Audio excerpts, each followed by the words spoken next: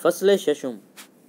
شادی کے چند ہی روز بعد نیاز دکان کی کوٹھڑی سے اپنا سامان اٹھا کر نوشا کے گھر میں منتقل ہو گیا۔ اس نے مکان کی مرمت کرائی، اپنی رہائش کے لیے علیحدہ کمرہ بنوایا، دیواروں پر از صدر نو پلستر کرایا، دروازوں اور کھڑکیوں پر روغن پھروایا۔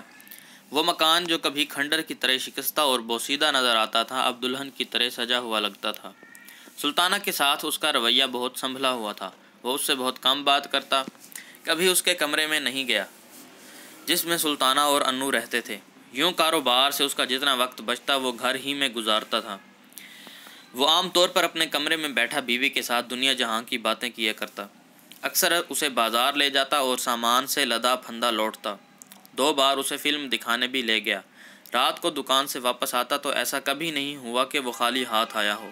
ہمیشہ پھل، مٹھائی یا کچھ اور کھانے پینے کی اشیاء لے کر گھر میں داخل ہوتا۔ روزانہ شام کو گل فروش دروازے پر آواز دے کر مہکتے ہوئے گجرے کے ہار دے جاتا۔ یہ بڑے ہنسی خوشی کے دن تھے۔ گھر میں ہر وقت چہل پہل رہتی۔ سب سے زیادہ مسرور سلطانہ کی ماں تھی۔ اس کے رخسار نکھر کر گلابی پڑتے جا رہے تھے، آنکھوں میں نرالی چمک دمک تھی۔ شام کو جب وہ بن ٹھن کر بیٹھتی تو عطر اور پھولوں کے گجروں سے جسم مہکتا ہوتا۔ الفاظ معنی: گل فروش، پھول بیچنے والا، بن ٹھن کے، سج سنور کے۔ شام کو جب وہ بن ٹھن کر بیٹھتی تو عطر اور پھولوں کے گجروں سے جسم مہکتا ہوتا۔ اس پر ایک نئی پھبن آ جاتی۔ وہ بڑی سدا بہار عورت تھی۔ دیکھنے والوں کو اس پر اور سلطانہ پر چھوٹی بڑی بہنوں کا گمان ہوتا، لیکن ماں جس قدر شاد ماں تھی، سلطانہ اسی قدر بجھی بجھی اور افسردہ نظر آتی۔ اس میں دوشیزگی کا جو اللہڑ پن تھا، اس پر بددلی اور بیزاری چھاتی جا رہی تھی۔ وہ بہت کم بات چیت کرتی۔ وہ عام طور پر تھکی ہوئی سی اپنے کمرے میں پڑی رہتی۔ ستمبر کی ایک شام کا ذکر ہے۔ ماں نیاز کے ساتھ سنیما دیکھنے گئی تھی۔ انو بھی ضد کر کے ساتھ لگ گیا تھا۔ سلطانہ گھر میں تنہا تھی اور نڈھال سی باورچی خانہ میں بیٹھی تھی۔ چولہے میں لکڑیاں جل رہی تھیں، آگ سے نارنجی شعلے ابھر رہے تھے۔ باہر رات کا اندھیرا پھیل چکا تھا۔ شیشم کے درخت سے زرد زرد پتے ٹوٹ کر آنگن میں گر رہے تھے۔ ہوا چلتی تو بکھرے ہوئے پتے کھڑکھڑاتے، بڑی پر اسرار سی آہٹ پیدا ہوتی۔ انہی آہٹوں میں ملی جلی ایک آواز دروازے پر ابھری۔ یہ سلمان تھا۔ وہ انو کو آواز دے رہا تھا۔ سلطانہ اس کی آواز سن کر چونک پڑی۔ وہ خاموش بیٹھی سوچتی رہی کہ اسے کیا کرنا چاہیے۔ کئی لمحے اسی عالم میں گزر گئے۔ آواز رک رک کر ابھرتی رہی۔ سلطانہ سکون کے ساتھ بیٹھ نہ سکی، بے چینی کے عالم میں اٹھ کر کھڑی ہو گئی۔ اس نے نظریں اٹھا کر اس دروازے کی جانب دیکھا جس کے پیچھے سلمان کھڑا تھا۔ شریرے جسم کا وہ نوجوان جس کی آنکھیں شرمائی شرمائی رہتی تھیں، بالوں میں بے ترتیبی تھی اور چہرے کے تیکھے نقش و نگار میں دل آویزی تھی۔ ہوا کا تیز جھونکا آیا، خشک پتے رک رک کر اس طرح کھڑکھڑانے لگے گویا سلطانہ کے کان میں سرگوشی کر رہے ہوں۔ دیکھ، وہ واپس چلا جائے گا، وہ جو چل کر تیرے در تک آیا ہے، جس کے انتظار میں تیری آنکھوں کا کاجل پھیکا پڑ گیا، رخسار گیندے کے پھول بن گئے، سہانی راتیں اداس اور کافوری صبحیں ویران ہو گئیں۔ الفاظ معنی: پھبن، خوبصورتی، سدا بہار، ہمیشہ تر و تازہ رہنے والی، شاد ماں، خوش، چھریرا، دبلا پتلا، دل آویزی، خوبصورتی۔ وہ واپس جا رہا ہے، دیکھ، وہ واپس جا رہا ہے۔ خزاں رسیدہ پتے آنگن میں کھڑکھڑاتے رہے، ہوا سرسراتی رہی، دبی دبی سرگوشیاں ہوتی رہیں۔ سلطانہ آہستہ آہستہ چلتی ہوئی باورچی خانے سے نکلی۔ اس نے آنگن عبور کیا اور دروازہ کی کنڈی کھول دی۔ وہ اس وقت کسی سحر زدہ ہستی کے طرح مبہوت نظر آ رہی تھی۔ سلمان نے دروازہ کھولا اور اندر آ گیا۔ دھندلی روشنی میں اس نے سامنے کھڑی ہوئی سلطانہ کو دیکھا اور ٹھٹک گیا۔ اس نے آہستہ سے کہا، سلطانہ جی۔ وہ اس کی جانب دیکھ کر بولی۔ دونوں نے مزید بات چیت نہیں کی، خاموش کھڑے رہے۔ ذرا دیر بعد سلطانہ کی آواز ابھری، اب آپ کیوں آئے ہیں؟ اس کا لہجہ تلخ تھا۔ سلمان اس کی تلخی شدت سے محسوس کی۔ سر جھکا کر بولا، تم سے معذرت کرنے آیا تھا۔ کاہے کی معذرت؟ بہت ناراض معلوم ہوتی ہو۔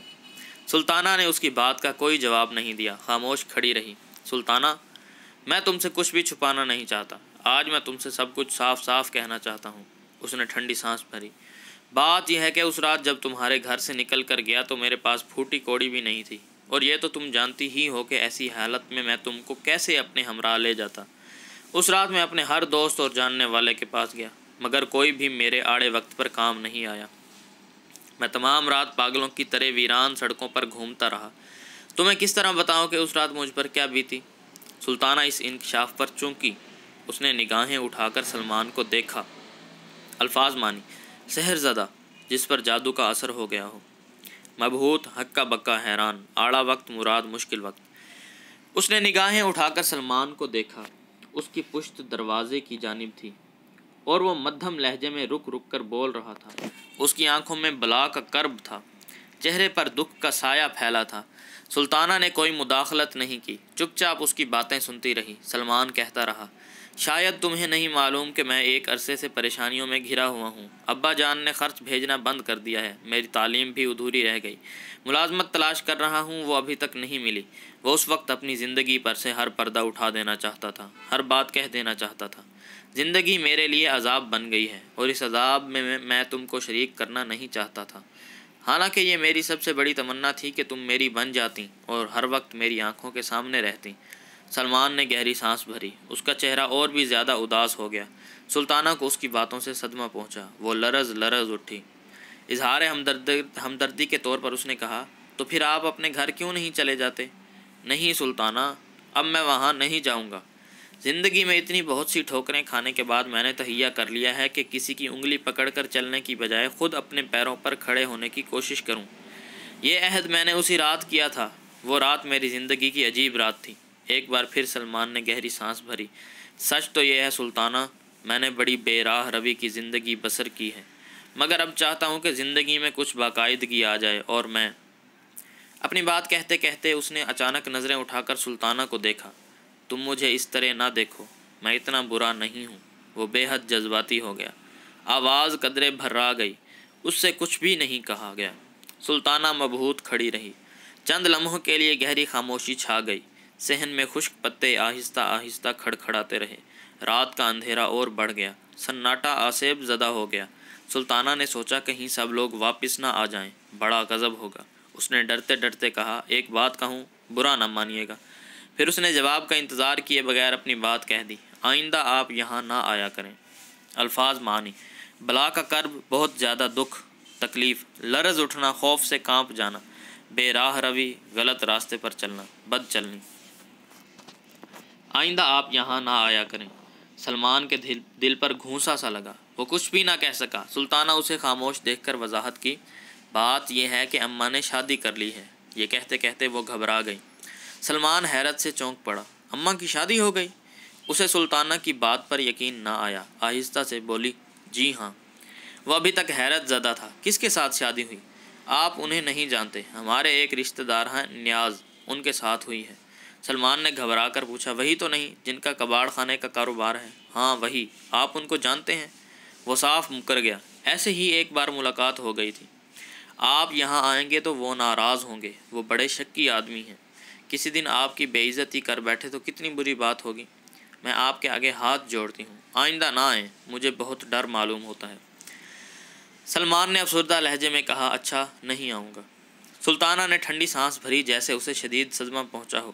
وہ بھرائی ہوئی آواز میں بولی: اب آپ جائیں، سب لوگ سینما گئے ہیں، آتے ہی ہوں گے۔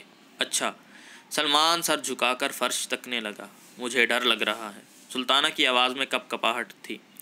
سلمان نے ہچکچاتے ہوئے پوچھا: سلطانہ، تم نے اپنی شادی کے بارے میں کچھ نہیں بتایا؟ وہ حیرت سے بولی: میری شادی؟ اس رات جب میں تم کو لینے کے لیے آنے والا تھا، اس کی صبح تو تمہارا نکاح ہونے والا تھا۔ تمہاری اماں نے مجھ سے یہی کہا تھا، لیکن اس صبح تو اماں کا نکاح ہوا تھا۔ سلمان کی سمجھ میں یہ معمہ نہیں آیا۔ وہ خاموش کھڑا سوچتا رہا۔ سلطانہ بات کی تہہ تک پہنچ گئی۔ اس نے وضاحت کی: وہ پہلے میری شادی کر دینا چاہتی تھیں۔ سلمان نے پوچھا: کیوں؟ وہ نیاز کو اچھا آدمی نہیں سمجھتی۔ وہ اپنی بات پوری طرح واضح نہ کر سکی، مگر سلمان ذہین نوجوان تھا، فوراً اس کی بات کا مفہوم سمجھ گیا۔ آن کی آن میں نیاز اس کے سامنے رکیب روح سیاہ کے روپ میں آ کھڑا ہوا۔ اپنے دل کے چور کو بہت چھپانا چاہا، مگر اس نے بے اختیار پوچھ ہی لیا: اور نیاز کے متعلق تمہاری اپنی کیا رائے ہے؟ وہ بڑی معصومیت سے بولی: مجھے ان سے نہ جانے کیوں ڈر لگتا ہے۔ اس سادگی پر سلمان کو پیار آ گیا۔ سلطانہ کا رخسار تھپ تھپا کر بولا: میری بھولی بھالی گڑیا، اور بے قرار ہو کر اسے اپنے سینے سے لگا لیا۔ لیکن لمحہ بھر ہی بعد وہ سہمی ہوئی آواز سے بولی، آپ جائیے، وہ لوگ آتے ہی ہوں گے۔ سلمان بھی گھبرا گیا۔ مجھے اب چلا جانا چاہیے۔ تم جب بھی کسی پریشانی میں ہو انو کے ذریعے مجھے پیغام بھجوا دینا۔ میرا خیال ہے کہ تم اس سے یہ کام لے سکتی ہو۔ کہیں وہ کسی سے کچھ کہہ نہ دے، اس سے ڈر لگتا ہے۔ نہیں، تم اسے سمجھا دینا۔ اچھی بات ہے۔ سلمان نے دروازے کی جانب مڑتے ہوئے کہا، خدا حافظ، اور دروازہ کھول کر باہر چلا گیا۔ گلی میں پہنچ کر وہ آگے جاتے جاتے رک گیا۔ سوچا، نامعلوم سلطانہ سے کب ملاقات ہو، کچھ دیر اس سے اور باتیں کر لے، پھر یہ موقع بھی میسر نہ آئے گا۔ ابھی کتنی ایسی باتیں تھیں جو وہ سلطانہ سے دریافت کرنا چاہتا تھا، جن کا جاننا اس کے لیے ضروری تھا، لیکن وہ لوٹ کر دروازے پر نہ گیا۔ آہستہ آہستہ تاریک گلی میں چلتا ہوا آگے بڑھ گیا۔ جب وہ دوسری گلی کی جانب مڑنے لگا تو دفعتاً اس کی نظر نیاز پر پڑی۔ وہ میونسپلٹی کی لالٹین کے قریب سے گزر رہا تھا۔ اس کے ہمراہ ایک برقع پوش عورت تھی اور ساتھ ساتھ انو بھی چل رہا تھا۔ اس نے دور ہی سے ان کو پہچان لیا۔ وہ آگے جانے کی بجائے گھبرا کر فوراً مڑا اور قریب کی گلی میں داخل ہو گیا۔ الفاظ معنی: رقیب، مخالف۔ بازار میں دکانیں بند ہو چکی تھیں، البتہ پنواڑیوں کی دکانیں جگمگا رہی تھیں۔ چائے خانوں میں خاصی رونق تھی۔ سلمان کو بھوک لگ رہی تھی، لیکن جیب میں بمشکل 12 آنے کی ریز گاری تھی۔ کسی اچھے ہوٹل میں جانے کا سوال ہی پیدا نہ ہوتا تھا۔ وہ آہستہ آہستہ قدم اٹھاتا ہوا بازار کی اس نکڑ پر پہنچ گیا جہاں سے ایک سڑک نشیب میں جاتی تھی۔ اس سڑک پر چند قدم چل کر بائیں ہاتھ کو ایک بھٹیار خانہ تھا۔ ویسے اس کے مالک نے اپنے گاہکوں کی تسکین کے لیے دروازے پر دل پسند ہوٹل کا بورڈ لگا رکھا تھا۔ سلمان شاہ پسند ہوٹل پہنچا۔ وہاں خاصی چہل پہل تھی۔ لمبی لمبی بوسیدہ میزوں کے گرد گاہکوں کی بھیڑ تھی، جن میں زیادہ تر محنت مزدوری کرنے والے نچلے طبقے کے لوگ تھے۔ وہ مختلف آوازوں سے بول رہے تھے، کہے لگا رہے تھے، بے تکلفی سے ایک دوسرے کو گالیاں دے رہے تھے۔ سلمان ایک الگ تھلگ گوشے میں جا کر بیٹھ گیا۔ یہاں روشنی کم تھی اور زیادہ ہنگامہ نہیں تھا۔ اس کے سامنے صرف ایک آدمی بیٹھا تھا جو جبڑوں سے آواز پیدا کرتے ہوئے جلدی جلدی کھانا کھا رہا تھا۔ اس نے نفرت سے ایک بار اسے دیکھا اور کھانا لانے کا آرڈر دے دیا۔ ذرا دیر بعد 2 گرم تنوری روٹیاں اور سالن کی پلیٹ اس کے سامنے آ گئی۔ کھانا چٹپٹا تھا۔ اس کا ذائقہ سلمان کو اچھا لگا۔ اس کے پاس تھوڑے پیسے ہوتے تو وہ اسی سستے ہوٹل میں کھانا کھاتا تھا۔ کھانے سے فارغ ہو کر اس نے چائے بھی پی۔ پورا بل 7.5 آنے بنا تھا۔ شاہ پسند ہوٹل سے باہر نکلتے ہی اس کی نظر ایک شخص پر پڑی۔ وہ علی احمد تھا۔ کالج میں کئی عرصہ اس کا استاد رہ چکا تھا۔ بعد میں اس نے کسی اور کالج میں ملازمت اختیار کر لی تھی، یا سرے سے درس و تدریس کا پیشہ ہی ترک کر دیا تھا۔ سلمان کو اس کے بارے میں کچھ علم نہ تھا۔ عرصہ دراز سے ملاقات ہی نہ ہوئی تھی۔ اسے دیکھتے ہی سلمان جہاں تھا وہیں رک گیا۔ پروفیسر علی احمد گردن جھکائے کسی گہری سوچ میں ڈوبا ہوا اسی طرف آ رہا تھا۔ سلمان نے سوچا کہ نظر بچا کر گزر جائے، مگر وہ چند ہی قدم گیا ہوگا کہ پیچھے سے آواز آئی۔ الفاظ معنی: پنواڑی پان بیچنے والا، بھٹیار خانہ سرائے، چٹپٹا، مزیدار۔ مگر وہ چند ہی قدم گیا ہوگا کہ پیچھے سے آواز آئی، مسٹر سلمان۔ اس نے بادل ناخواستہ مڑ کر اس کی طرف دیکھا۔ پروفیسر علی احمد اس کے سامنے کھڑا تھا۔ خشک بال، سوچتی ہوئی آنکھیں اور مرجھایا ہوا زرد چہرہ، لیکن اس کی مخصوص مسکراہٹ اس وقت بھی ہونٹوں پر کھیل رہی تھی۔ اس نے نظر بھر کر سلمان کو دیکھا اور آہستہ سے بولا، بہت دبلے ہو گئے ہو تم۔ سلمان صاف جھوٹ بول گیا، بیمار پڑ گیا تھا۔ کہاں جا رہے ہو؟ علی احمد نے دریافت کیا۔ گھر جانے کا ارادہ تھا۔ علی احمد نے کہا، اگر کوئی خاص مصروفیت نہ ہو تو آؤ میرے ساتھ چائے پیو۔ میرا مکان یہاں سے دور نہیں۔ سلمان انکار نہ کر سکا اور خاموشی سے اس کے ہمراہ ہو لیا۔ علی احمد کا مکان واقعی زیادہ فاصلے پر نہیں تھا۔ وہ تنہا رہتا تھا۔ اس نے اب تک شادی بیاہ نہیں کیا تھا اور نہ ہی فی الحال ایسا ارادہ تھا۔ کوئی عزیز اور رشتہ دار بھی نہ تھا۔ وہ سیاسیات میں ایم اے کر چکا تھا اور بیشتر وقت مطالعے میں گزارتا تھا۔ دونوں نے مشکل سے 2 فرلانگ کا فاصلہ طے کیا ہوگا کہ علی احمد ایک 2 منزلہ عمارت کے سامنے جا کر ٹھہر گیا۔ اس نے آگے بڑھ کر زینے کا دروازہ کھولا اور سلمان کو اپنے پیچھے آنے کا اشارہ کیا۔ زینے کے اندر اندھیرا تھا۔ دونوں سنبھل کر قدم رکھتے ہوئے اوپر پہنچ گئے۔ علی احمد نے جیب سے کنجی نکالی اور دروازے پر پڑا ہوا تالا کھولا۔ مکان کے اندر بجلی کا بلب روشن تھا، جس کی روشنی چاروں طرف پھیلی تھی۔ وہ ایک کمرے سے گزر کر دوسرے کمرے میں پہنچ گئے۔ یہاں تاریکی تھی۔ علی احمد نے سوئچ دبایا، فوراً روشنی ہو گئی۔ سلمان نے دیکھا کمرہ خاصا کشادہ تھا، کھڑکیاں کھلی تھیں، ہوا کے ہلکے ہلکے جھونکے اندر آ رہے تھے۔ کمرے میں معمولی سا فرنیچر تھا، بیڈ کا بنا ہوا سستے قسم کا صوفہ، 3-4 کرسیاں، ایک آفس ٹیبل اور اس کے برابر کتابوں کی الماری۔ میز پر چند کتابیں اور کاغذات بکھرے ہوئے تھے۔ انہیں دیکھ کر ایسا محسوس ہوتا تھا کہ مطالعہ کرتے کرتے وہ اٹھ کر باہر چلا گیا۔ علی احمد نے لائف کا تازہ شمارہ اٹھایا اور سلمان کی طرف بڑھا کر بولا، تم اسے دیکھو، میں چائے تیار کر کے لاتا ہوں۔ سلمان بولا، آپ خام خواہ تکلف نہ کریں، وہ بات کاٹ کر بولا، اس میں تکلف کی کون سی بات ہے؟ میں روزانہ اس وقت چائے پیتا ہوں اور ہمیشہ خود ہی تیار کرتا ہوں۔ میرا نوکر کھانا کھلانے کے بعد اپنے گھر چلا جاتا ہے۔ میں آپ کی کچھ مدد کروں؟ شکریہ، تم مجھ سے زیادہ اچھی چائے نہیں بنا سکتے مسٹر، یہ سیدھا سادہ ٹیسٹ کا سوال ہے، وہ مسکرا کر بولا۔ علی احمد کمرے سے باہر چلا گیا۔ سلمان خاموش بیٹھا میگزین کے ورق الٹتا پلٹتا رہا، تصویریں دیکھتا رہا۔ باورچی خانے سے برتنوں کے ٹکرانے کی آوازیں ابھر رہی تھیں، جہاں علی احمد چائے بنا رہا تھا۔ کچھ دیر بعد پروفیسر علی احمد کمرے میں تھا، اس کے ہاتھ میں ٹرے تھی۔ سلمان نے غور سے دیکھا، علی احمد نے چائے بڑی نفاست سے تیار کی تھی۔ دونوں بیٹھے چائے پیتے رہے اور سگریٹ کے کش لگاتے رہے۔ کھڑکی سے ہوا کے نرم نرم جھونکے اندر آ رہے تھے۔ شہر کے ہنگامے سرد ہوتے جا رہے تھے، آوازوں کا شور رفتہ رفتہ دھیما پڑتا جا رہا تھا۔ علی احمد نے غور سے سلمان کا چہرہ دیکھا۔ سنا ہے تم نے کالج چھوڑ دیا؟ اس نے قدرے توقف کے بعد پوچھا۔ آج کل کیا کر رہے ہو؟ کچھ نہیں، سلمان کا مختصر جواب تھا۔ آئندہ کے متعلق تمہارا کیا پروگرام ہے؟ کچھ کہہ نہیں سکتا۔ بہرحال مستقبل کے بارے میں تم نے کچھ نہ کچھ تو سوچا ہی ہوگا۔ سلمان کچھ اور سنجیدہ ہو گیا۔ اس معاشرے نے مستقبل کے بارے میں کوئی منصوبہ بنانے کا حق ہی کب دیا ہے؟ یہ حق تو زندگی میں صرف چند خوش نصیبوں کو حاصل ہے، اور ان خوش نصیبوں کی فہرست میں میرا نام نہیں ہے۔ اس کے لہجے میں تلخی تھی۔ علی احمد مسکرا کر نرمی سے بولا، کیا یہ مناسب نہ ہوگا کہ تم معاشرے کو برا بھلا کہنے کے بجائے صرف اپنے متعلق بات کرو؟ سلمان اسی تلخی کے ساتھ بولا، دیکھیے بات یہ ہے، میں تعلیم حاصل کرنا چاہتا ہوں مگر جاری نہیں رکھ سکتا۔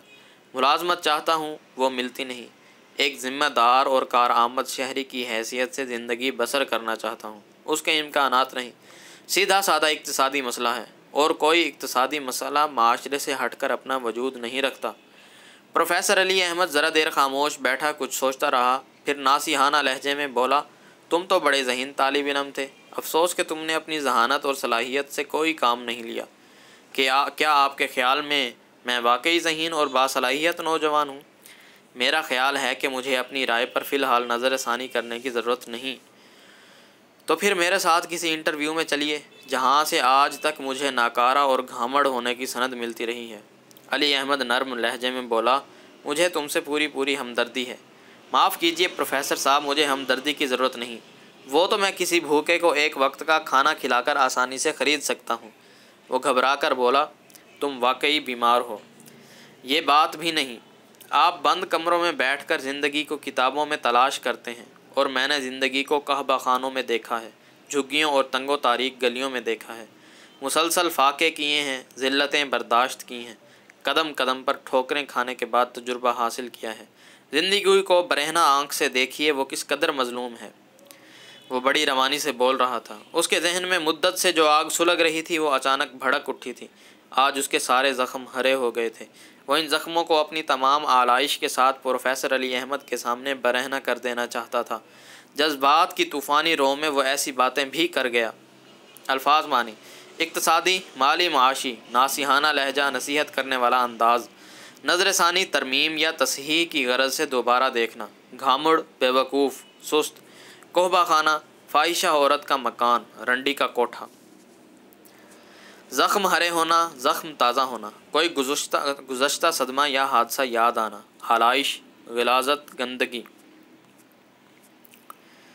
کہہ گیا جو نہیں کہنا چاہیے تھیں۔ اس نے یہ بھی لحاظ نہ کیا کہ وہ علی احمد کا طالب علم رہ چکا ہے، لیکن علی احمد نے اس کی باتوں پر کسی ناگواری کا اظہار نہیں کیا۔ چند لمحے خاموش رہنے کے بعد گویا ہوا، مجھے بڑے دکھ کے ساتھ کہنا پڑ رہا ہے کہ حالات نے تمہاری شخصیت کو مسخ کر کے انارکی کی طرف جا رہے ہو۔ یہ تباہی کا راستہ ہے۔ مجھے خوف ہے تم اپنی ذات سے انتقام لیتے ہوئے کہیں معاشرے سے انتقام لینا نہ شروع کر دو۔ یہ بڑا خطرناک رجحان ہے۔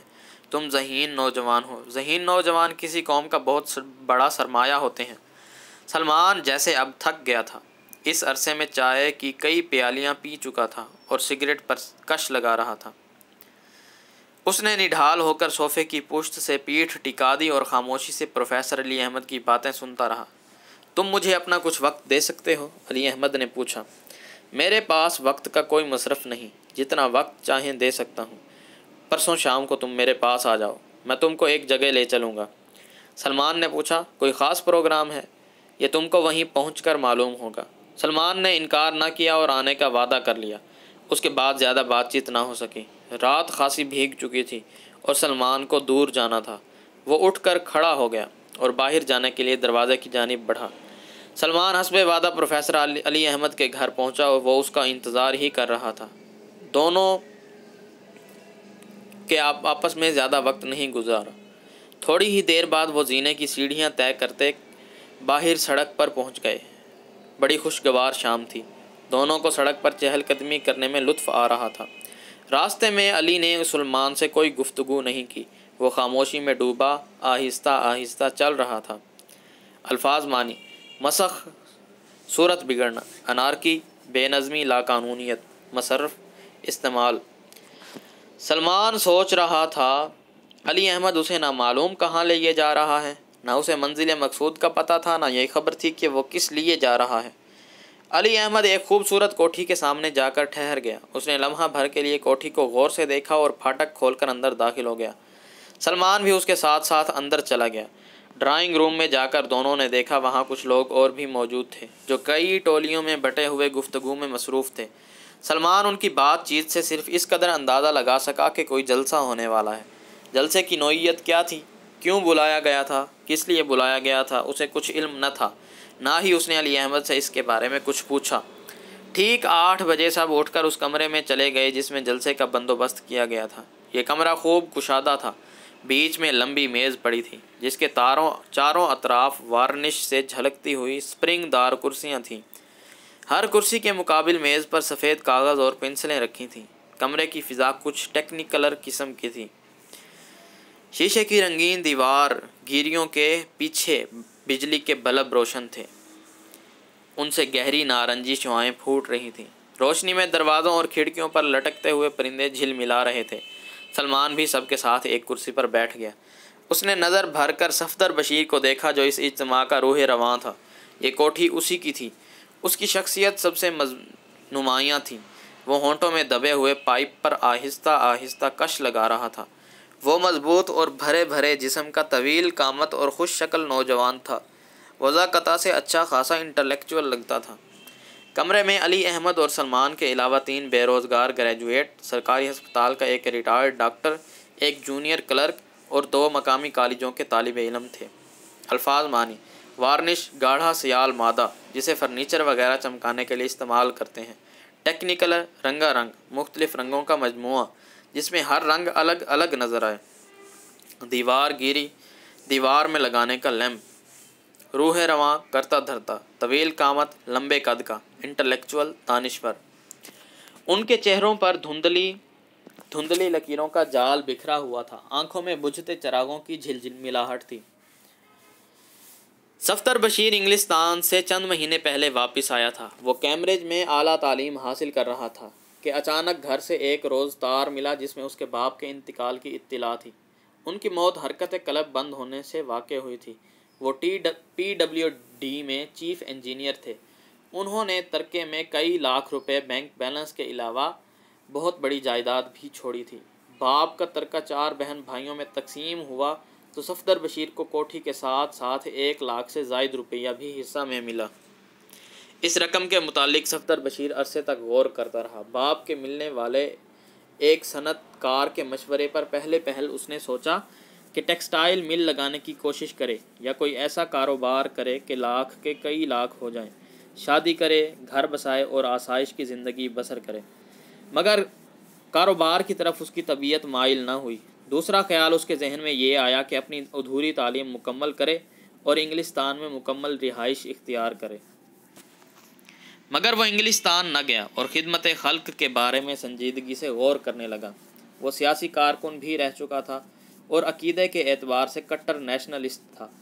ایک زمانے میں وہ نیشنل اسٹوڈنٹ آرگنائزیشن کا سرگرم رکن بھی رہ چکا تھا اور 1942 عیسوی کی ہندوستان چھوڑ دو تحریک میں عملی طور پر شریک ہو کر جیل بھی جا چکا تھا۔ فی الحال اس کا ارادہ سیاست میں براہ راست حصہ لینے کے بجائے کچھ سماجی بہبود کا کام کرنے کا تھا۔ صفدر بشیر نے اپنے ان عزائم کا چند مخلص دوستوں سے ذکر کیا۔ انہوں نے اپنے احباب اور ملنے جلنے والوں سے اس سلسلے میں تبادلہ خیال کیا اور یوں ستمبر کی اس خوشگوار رات کو 10 ہم خیال افراد ایک جگہ مل بیٹھے تھے۔ جلسے کی کارروائی کا آغاز صفدر بشیر کی تقریر سے ہوا۔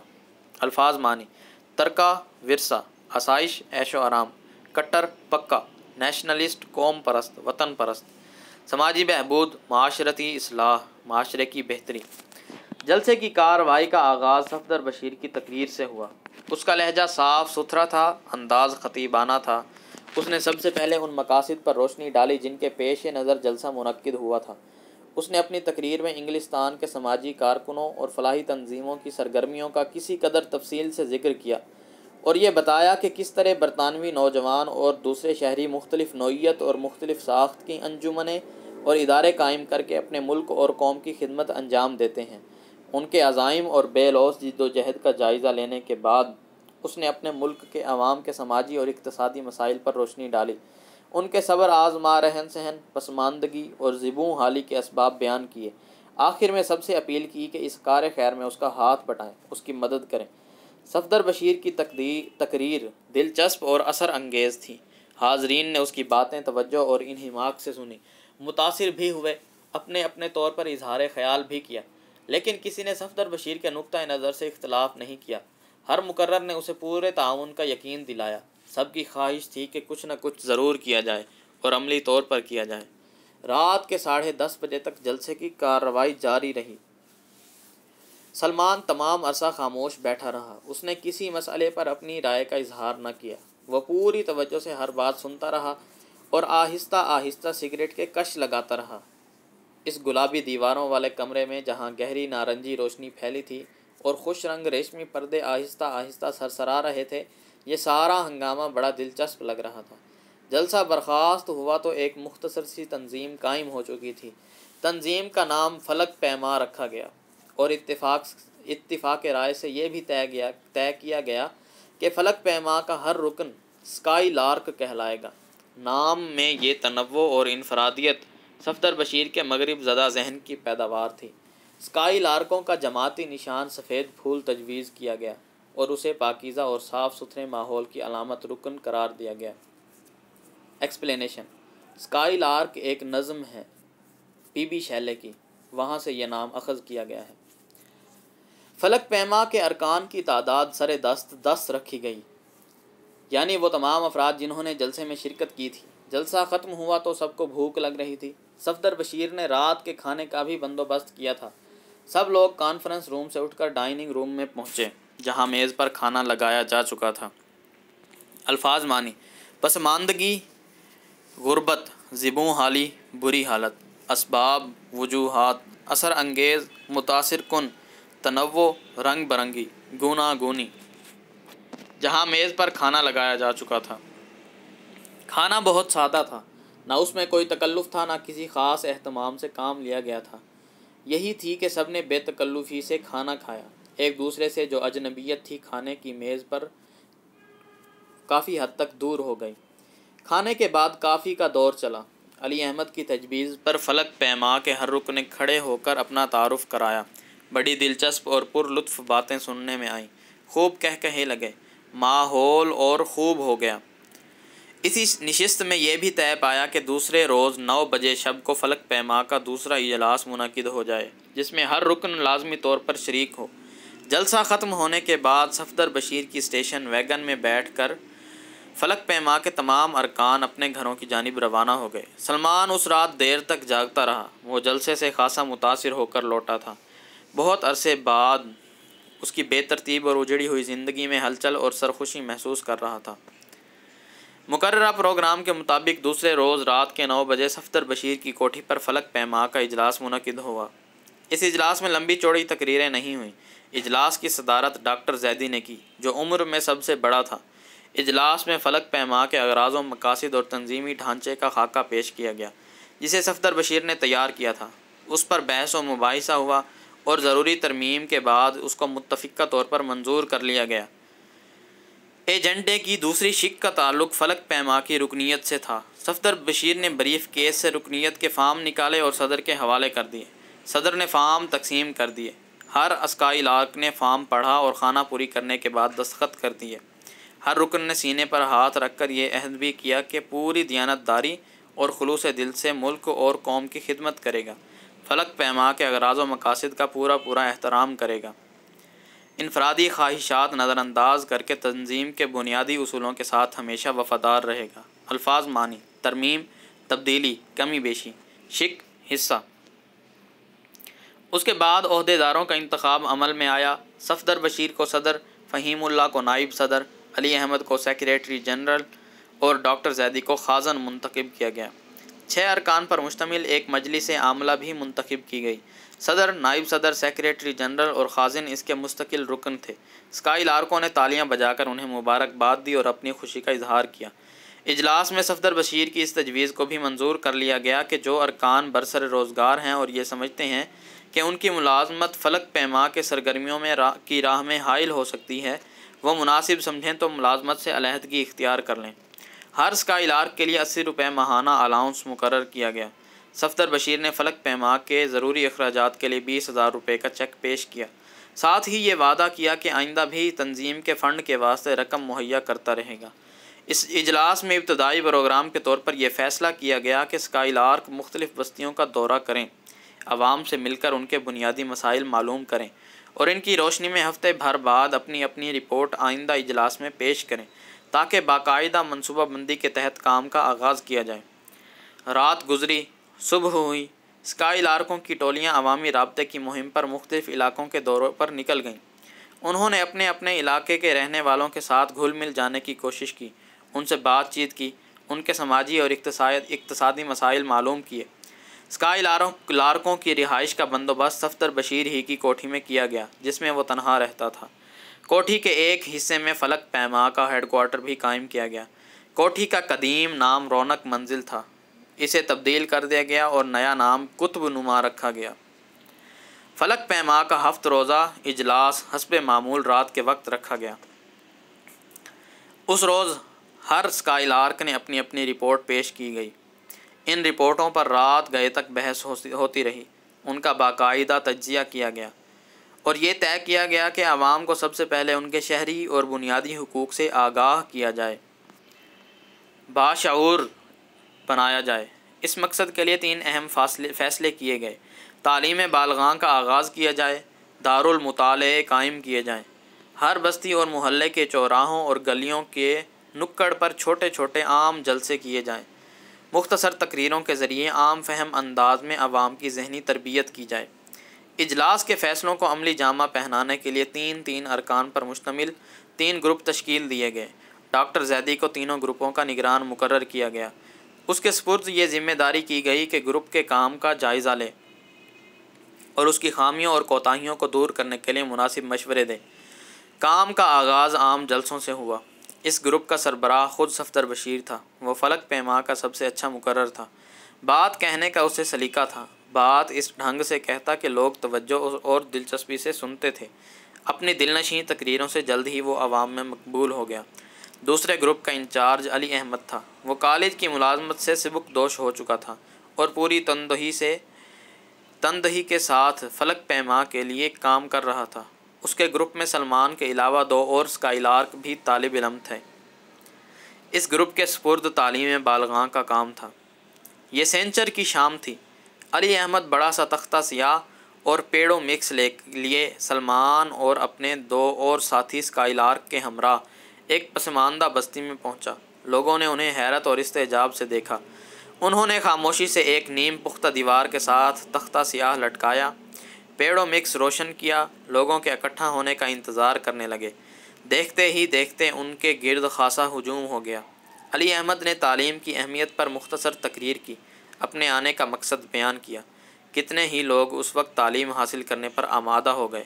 تعلیم بالغاں، بڑوں کی تعلیم، دارالمطالعے، لائبریریاں، عام فہم، آسان، تندہی، محنت، پسماندہ، کم ترقی یافتہ۔ علی احمد نے روایتی طریقے تعلیم سے گریز کیا، جدید اور آسان طریقہ اختیار کیا اور اسی روز پہلا سبق بھی شروع کر دیا۔ وہ ایک مشفق استاد کی طرح نرم لہجے میں بول رہا تھا۔ دیکھیے میرے ہاتھ میں یہ چھڑی ہے۔ اس نے ہاتھ میں دبی ہوئی چھڑی اٹھا کر لوگوں کو دکھائی۔ اب میں تختہ سیاہ پر اس چھڑی کی الٹی شکل بناتا ہوں۔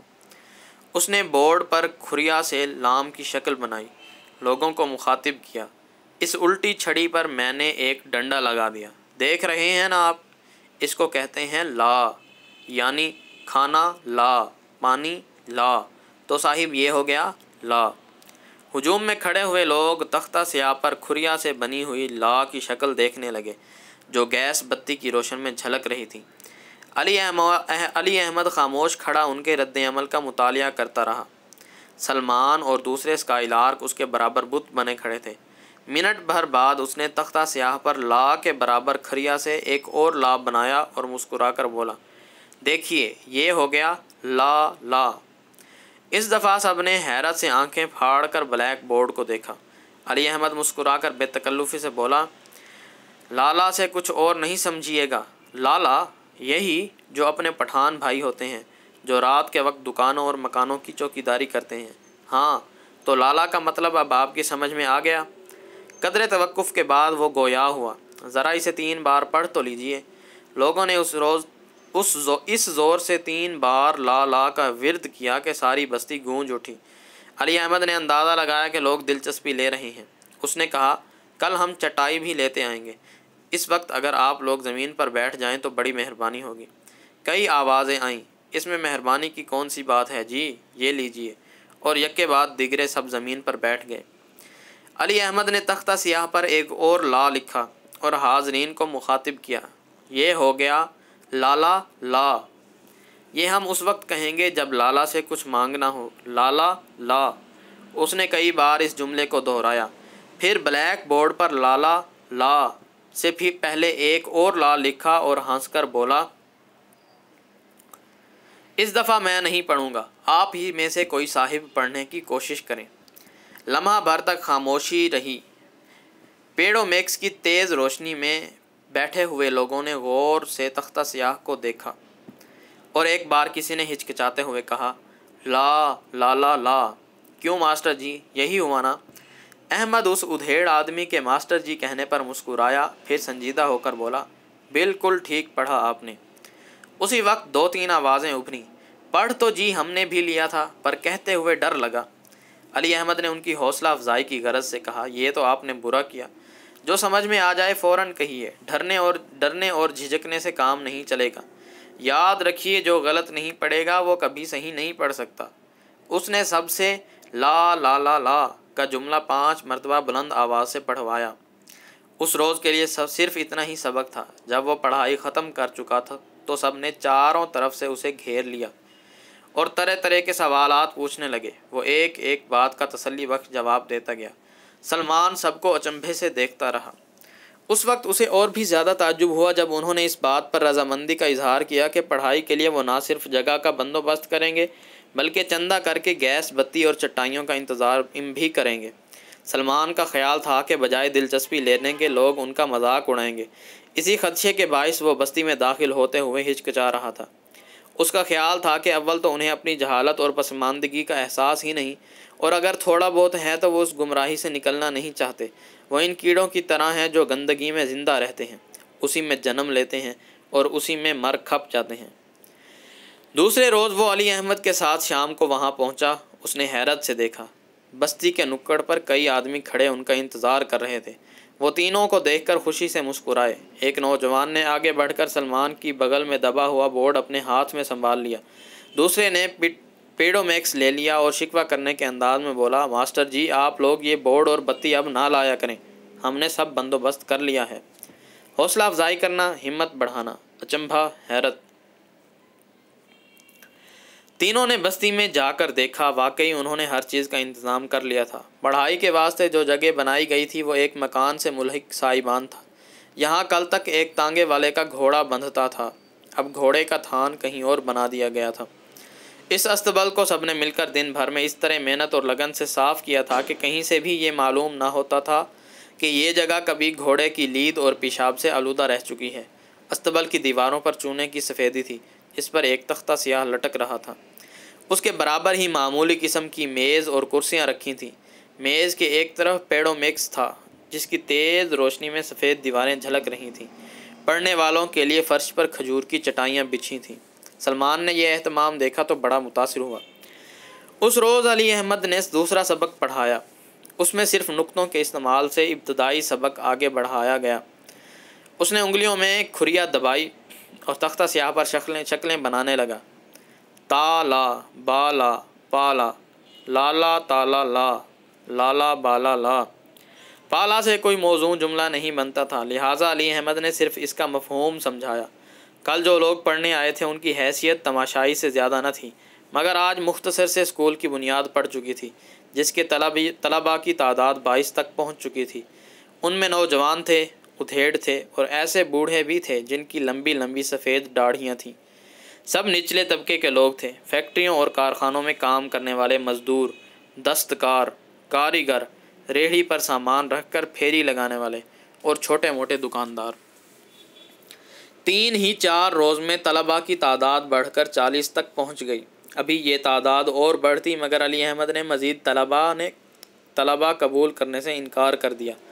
مشکل یہ تھی کہ نئے آنے والوں کی خاطر سابقہ سبق بار بار دہرانا پڑتا تھا۔ الفاظ معنی: تھان، استبل۔ طلباء کی تعلیم کے ساتھ ساتھ علی احمد سلمان اور دوسرے اسکائی لارک کو بھی تعلیم بالغاں کی ٹریننگ دے رہا تھا۔ وہ دن کے وقت ہیڈ کوارٹر میں طریقۂ تعلیم پر لیکچر دیتا، شام کو عملی تربیت کے لیے انہیں بستی کے اسکول میں لے جاتا اور باری باری سبق پڑھانے کا موقع بھی دیتا۔ چند ہی روز میں وہ اس قابل ہو گئے کہ علی احمد نے قریب کی بستیوں میں ان دونوں کو بھی تعلیم بالغاں کے نئے مرکزوں پر لگا دیا۔ یہ دونوں مرکز ان بستیوں کے لوگوں نے خود موجودہ مرکز سے متاثر ہو کر کھولے تھے اور علی احمد کے پاس وفد کی صورت میں آ کر درخواست کی تھی کہ وہاں بھی تعلیم بالغاں کا سلسلہ شروع کیا جائے۔ سلمان بڑی تندہی اور لگن کے ساتھ فلک پیما کی سرگرمیوں میں حصہ لے رہا تھا۔ وہ ہر شام مقررہ وقت پر جاتا اور پوری توجہ سے اپنے مرکز کے طلباء کو پڑھاتا۔ اس کام میں اب اسے ایک خاص لطف مل رہا تھا، وہی احساس لذت تھا جو انسان میں ایثار کا جذبہ پیدا کرتا ہے۔ جس روز عدالت سے نوشہ کو سزا ہوئی، ٹھیک اسی روز انشورنس کمپنی کے ایگریمنٹ فارم پر ماں کے دستخط ہوئے۔ کمپنی کے ڈاکٹر نے طبی معائنہ کیا اور اسے صحت مند قرار دیا۔ ضروری خانہ پوری ہوئی۔ نیاز نے پالیسی کی پہلی قسط ادا کی اور اس کی اہلیہ کی زندگی کا 50,000 روپے کا بیمہ ہو گیا۔ نوشہ کی ماں سوچ رہی تھی کہ عقد ثانی کر کے اس نے غلطی نہیں کی۔ اس دفعہ بھی اسے چاہنے والا شوہر ملا تھا جو اس کی بہتری کا خواہاں تھا، ہر طرح کی ناز برداری کرتا تھا۔ اس کی دونوں اولادیں بھی اطمینان سے زندگی بسر کر رہی تھیں۔ انو دودھ پی پی کر خوب موٹا ہو گیا تھا، اس کے گال سرخ پڑ گئے تھے۔ البتہ وہ سلطانہ کی طرف سے پریشان تھی۔ سلطانہ چپ چپ رہتی، اس کا چہرہ زرد پڑتا جا رہا تھا۔ ماں اس کا دکھ جانتی تھی لیکن اس نے کبھی اس کے زخموں کو کریدنے کی کوشش نہیں کی۔ الفاظ معنی: ایثار، دوسروں کے فائدے کے لیے خود نقصان اٹھانا۔ عقد ثانی، دوسرا نکاح، خواہاں، خواہش مند۔ اس کی صرف ایک ہی خواہش تھی کہ کسی طرح اس کے ہاتھ پیلے کر دے اور اپنے گھر بار کی ہو جائے، مگر یہ بات نیاز سے کہتے ہوئے جھجکتی تھی۔ حالانکہ نیاز کا رویہ اب سلطانہ کے ساتھ کسی طرح بھی قابل اعتراض نہیں تھا۔ گھر میں بہرحال سکون اور اطمینان تھا اور اس کے لیے نوشہ کی ماں نیاز کی ممنون تھی۔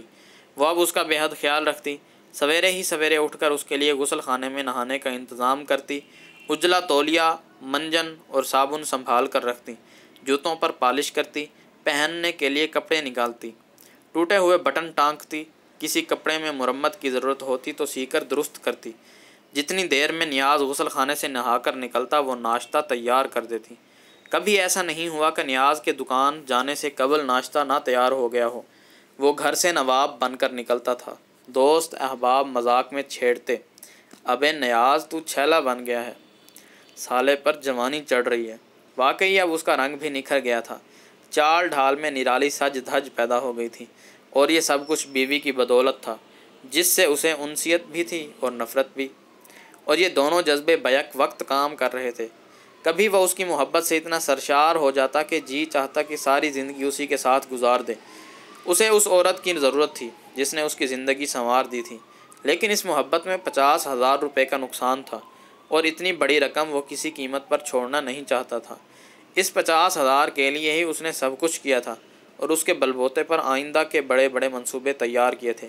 اس کے علاوہ سلطانہ تھی، وہ اس کی بھرپور جوانی اور دلکش چہرہ دیکھتا تھا تو سینے میں الاؤ دہکنے لگتا۔ نیاز کا وقت اسی کشمکش میں گزر رہا تھا۔ شادی کرنے سے پہلے جو پروگرام بنایا تھا اس کے متعلق اب وہ تذبذب میں مبتلا ہو گیا۔ اسے خود علم نہیں تھا کہ آئندہ کیا کرے گا۔ وہ روزانہ دکان پر تنہائی میں اپنے منصوبے کو عملی جامہ پہنانے کا ارادہ کرتا، مگر جب گھر پہنچتا تو سارے ارادے مکڑی کے جال کی طرح تار تار ہو جاتے۔ عام طور پر وہ رات کے 9 بجے تک گھر پہنچ جاتا تھا۔ ممنون، شکر گزار، چھیلا، مراد کم عمر نوجوان، شوخ، انسیت، محبت، تذبذب، سوچ بچار، تار تار، ٹکڑے ٹکڑے۔ نیاز جیسے ہی گھر کے اندر داخل ہوتا بیوی اٹھ کر دروازے پر آ جاتی، مسکرا کر کہتی، آپ تو بڑی دیر لگا دیتے ہیں، سارا کھانا ٹھنڈا مٹی ہو گیا۔ وہ نیاز کے ہاتھوں میں دبا ہوا سامان لیتی۔ وہ کبھی خالی ہاتھ گھر نہیں آتا تھا، یہ اس کا معمول تھا۔ وہ اسے کرسی پر بٹھا کر تولیے سے پیشانی اور گردن کا پسینہ پونچھتی، خود اپنے ہاتھ سے اس کا جوتا اتارتی اور پیروں کے نیچے چپل پہنا دیتی۔ وہ منہ ہاتھ دھونے باہر چبوترے پر جاتا، وہاں لوٹے میں پانی ہوتا اور صابن دانی موجود ہوتی۔ بیوی باورچی خانے میں جا کر کھانا گرم کرتی۔ نیاز کو میٹھی چیزوں سے رغبت تھی، وہ روز کوئی نہ کوئی میٹھی چیز ضرور تیار کرتی۔ دونوں ایک ساتھ بیٹھ کر کھانا کھاتے۔ سلطانہ اور انو عام طور پر سر شام ہی کھانا کھا کر اپنے اپنے بستروں پر سونے کے لیے چلے جاتے۔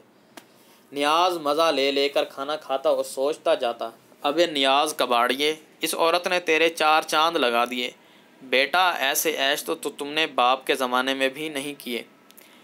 ایک روز 11 بجے دن کو نیاز کسی ضرورت سے دکان سے اٹھ کر گھر آیا۔ اس وقت سلطانہ بالکل اکیلی تھی، ماں کسی رشتہ دار کی عیادت کے لیے گئی تھی۔ ویسے عام طور پر اب وہ کہیں آتی جاتی نہ تھی، مگر اس دن محض اتفاق تھا کہ وہ گھر پر سلطانہ کو تنہا چھوڑ گئی۔ نیاز نے پہلے تو بیوی کو تلاش کیا، جب وہ کہیں نظر نہ آئی تو سلطانہ کے پاس گیا۔ وہ پلنگ پر گم سم بیٹھی تھی۔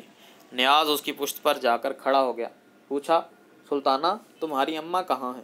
وہ آہستہ سے بولی، خالہ دلبری کے پاس گئی ہیں، سنا ہے ان کی طبیعت بہت خراب ہے۔ نیاز کچھ کہنے ہی جا رہا تھا کہ اچانک اس کی نظر سلطانہ کی پیٹھ پر پڑ گئی۔ اس کا کرتا مسک گیا تھا اور اندر سے اس کی گوری گوری جلد جھلک رہی تھی۔ الفاظ مانی، رغبت، شوق، پیار، سر شام، شام ہوتے ہی 4 چاند لگانا مراد عیش کرانا، عیادت، تیمار داری، مسک جانا، زور پڑنے کی وجہ سے کپڑے کا تھوڑا سا حصہ پھٹ جانا۔ اس کا کرتا مسک گیا تھا اور اندر سے اس کی گوری گوری جلد جھلک رہی تھی۔ نیاز بے قابو ہو گیا۔ ذرا دیر تک سانس روکے اس کی نرم نرم جلد دیکھتا رہا، پھر آہستہ سے دریافت کیا، تم چپ چپ کیوں بیٹھی ہو؟ سر میں درد ہے۔ سلطانہ نے ہیلا جوئی سے کام لیا، لاؤ میں تمہارا سر دبا دوں۔ نیاز نے اپنے دونوں ہاتھ اس کے سر پر رکھ دیے۔ سلطانہ سر سے پیر تک کانپ گئی۔ اس نے اپنا بدن سمیٹا اور ایک طرف کھسک کر بولی، آپ تکلیف نہ کریں، ٹھیک ہو جائے گا۔ وہ کھسیانہ ہو کر بولا، تم مجھ سے اس قدر کترانے کیوں لگی ہو؟ وہ اس کی بات کا کیا جواب دیتی، خاموش بیٹھی رہی۔ نیاز نے اصرار کیا، بولو کیا بات ہے؟ کاہے کے لیے؟ یہی کہ تم مجھ سے دور دور رہتی ہو۔ سلطانہ کو غصہ تو بہت آیا، لیکن وہ صرف اس قدر کہہ سکی، کیا مطلب؟ تم مجھ سے کچھ ناراض ہو؟ نہیں، آپ کو وہم ہو گیا ہے۔ نیاز نے اس کی بات کا کوئی جواب نہیں دیا، خاموش کھڑا اسے دیکھتا رہا۔ پھر وہ اور بے قابو ہو گیا۔ اس نے جھک کر بے اختیار سلطانہ کا ایک رخسار چوم لیا۔ وہ ایک جھٹکے کے ساتھ پلنگ سے نیچے اتر آئی، اپنی بڑی بڑی سیاہ آنکھوں سے گھورنے لگی۔ نیاز نے آگے بڑھنے کی کوشش کی تو سلطانہ نے اس کے منہ پر تڑاک سے تھپڑ رسید کیا۔ غضبناک ہو کر بولی، آپ کو شرم نہیں آتی؟ آئندہ ایسی حرکت کی تو اچھا نہ ہوگا۔ وہ غصے سے بڑبڑاتی ہوئی کمرے میں چلی گئی۔ الفاظ مانی: کھسیانا، شرمندہ، کترانا، بچنا، تڑاک سے، زور سے۔ لیکن نیاز نے معاملے کو الٹا سمجھنے کی کوشش کی۔ اس نے سوچا سلطانہ اس لیے سخت ناراض ہے کہ اس کے بجائے اس نے ماں سے شادی کیوں کی۔ وہ ذرا دیر تک چپ چاپ دالان میں کھڑا رہا، پھر بوجھل قدموں سے چلتا ہوا گھر سے باہر چلا گیا۔ دکان پر جا کر اس نے طے کیا کہ اگر فوری طور پر کچھ نہ کیا گیا تو سلطانہ ہاتھ سے نکل جائے گی۔ رات کو وہ گھر واپس آیا تو دوپہر کے واقعے سے کسی قدر سہما ہوا تھا، مگر جب بیوی کے رویے میں فرق نہ پایا تو اس نے سوچا معلوم ہوتا ہے سلطانہ نے ماں سے اس کی بے جا حرکت کے متعلق کچھ نہیں کہا۔ اس کے اس مغالطے کو اور بھی تقویت پہنچی کہ سلطانہ کے دل میں ابھی تک اس کے لیے گنجائش ہے۔ اس نے رات ہی کو طے کیا کہ کل ہی ڈاکٹر موٹو سے ملے گا۔ نیاز پروگرام کے مطابق ڈاکٹر موٹو سے نہ مل سکا۔ گھر سے نکلتے ہی سردار سے مڑ بھیڑ ہو گئی۔ وہ بڑا چلتا پرزا قسم کا آدمی تھا۔ وہ پسنی کے راستے غیر ملکی اشیاء سمگل کر کے لاتا تھا۔ سردار ملتے ہی بولا: کچھ سودا وودا کرتے ہو؟ نیاز نے ایک بار پہلے بھی اس سے واسطہ پڑ چکا تھا، مگر وہ سودا ایک دلال کی معرفت سے ہوا تھا، اس لیے وہ ذرا ہچکچایا۔ لے لو، نہیں تو بعد میں پچھتاؤ گے، اچھی رقم بن جائے گی۔ نیاز نے دریافت کیا: مال کس قسم کا ہے؟ سگریٹ ہیں۔ سگریٹ کا سودا اس نے پہلے کبھی نہ کیا تھا۔ بے دلی سے بولا: بھائی سگریٹ کا کام تو میں کرتا ہی نہیں۔ سردار نے ہنس کر کہا: تم کاروبار میں ابھی کچھ دن مجھ سے ٹریننگ لے لو، تم کو بازار کا بھی پتہ چل جائے گا۔ آج کل شہر میں سگریٹ مل کہاں رہی ہے؟ نیاز نے پوچھا۔ سوچا اگر سگریٹ کی شہر میں قلت ہے تو کام بن جائے گا۔ الفاظ مانی: بے جا، غیر ضروری، فضول، مغالطہ، غلط فہمی، تقویت، طاقت، تسلی، مڑ بھیڑ، آمنا سامنا، ملاقات، چلتا پرزا، چالاک۔ نیاز نے سوچا اگر سگریٹ کی شہر میں قلت ہے تب تو اچھی رقم نکل آئے گی۔